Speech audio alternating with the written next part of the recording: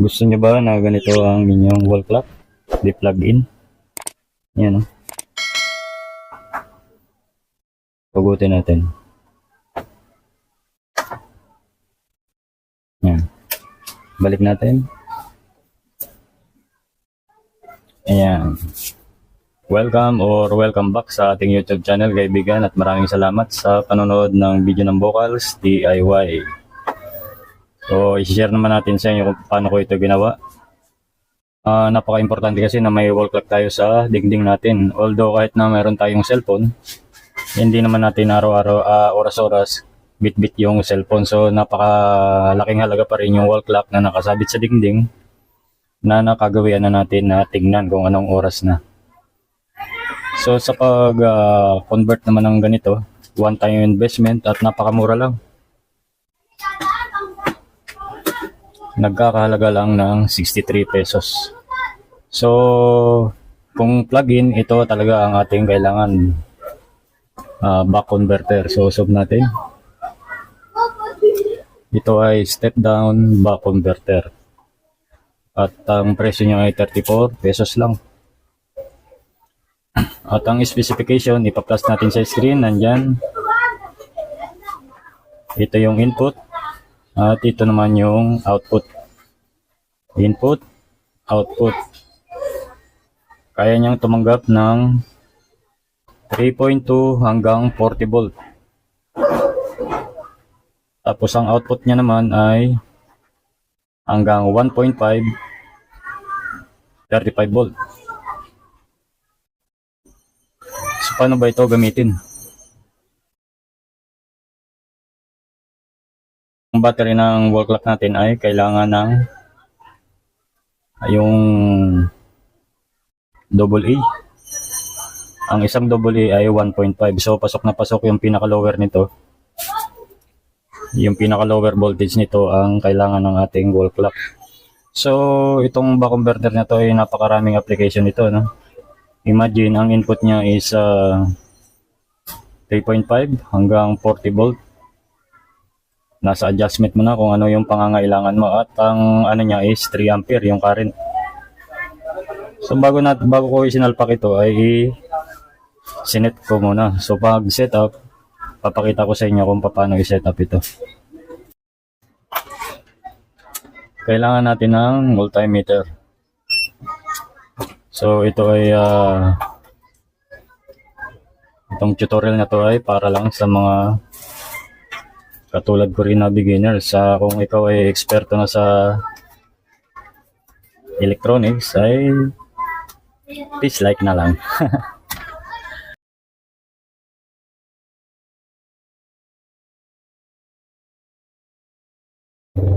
So ang input lang natin dito ay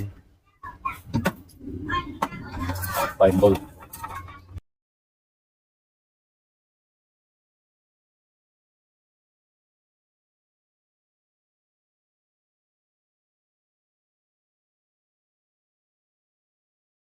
So ito lang yung adjustment niyan. Ito.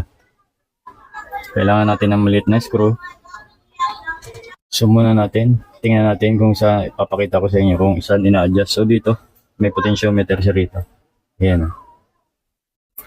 So naka-power on na tayo. Ang input is 5 volt.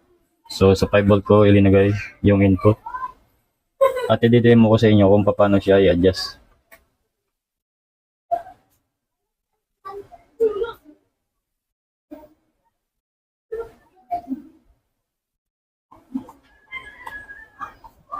Teka lang.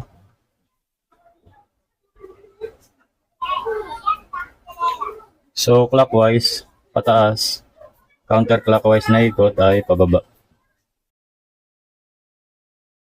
1.2, ang kailangan natin ay 1.5.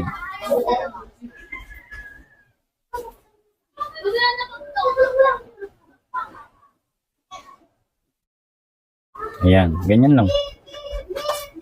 I-adjust natin dito. Para ngayong output niya ayon sa ating pangangailangan. So, ikakabit natin yun sa wall clock. 1.5.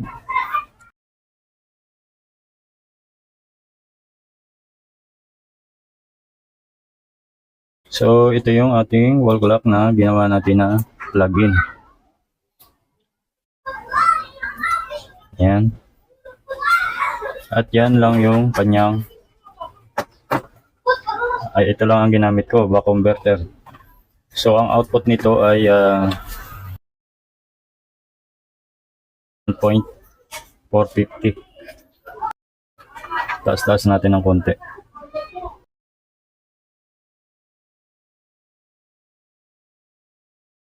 Ayan, okay na yan. 1.5.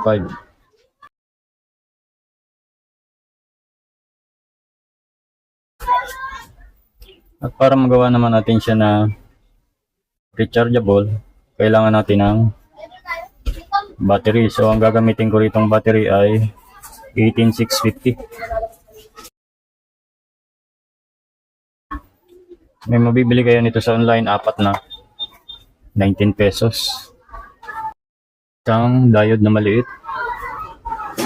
at 18650 na charging module. So, ikabit ko muna. Shoutout po sa masipag na nagla-like ng ating video. At sa mga hindi pa, please like the video and subscribe. Maraming salamat po. Be blessed.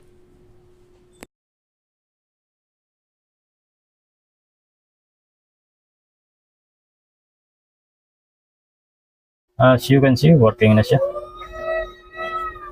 Ayan. Pag matagalan ito kasi malakas yung ating battery. Okay, review natin. From charger, diretso sa ating battery.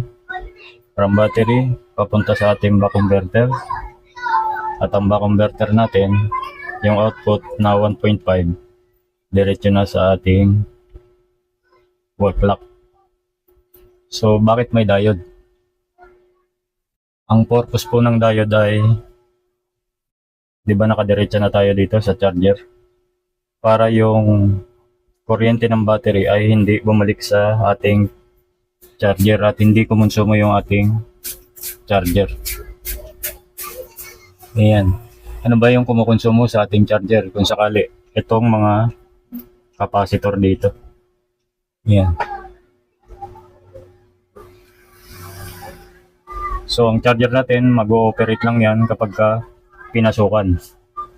Pinasukan at pupunta sa ating battery. Pero yung charge ng ating battery, hindi babalik dito sa ating charger. At ang kukonsumo lang is itong ating buck converter papunta rito sa ating wall clock. So, ayan na.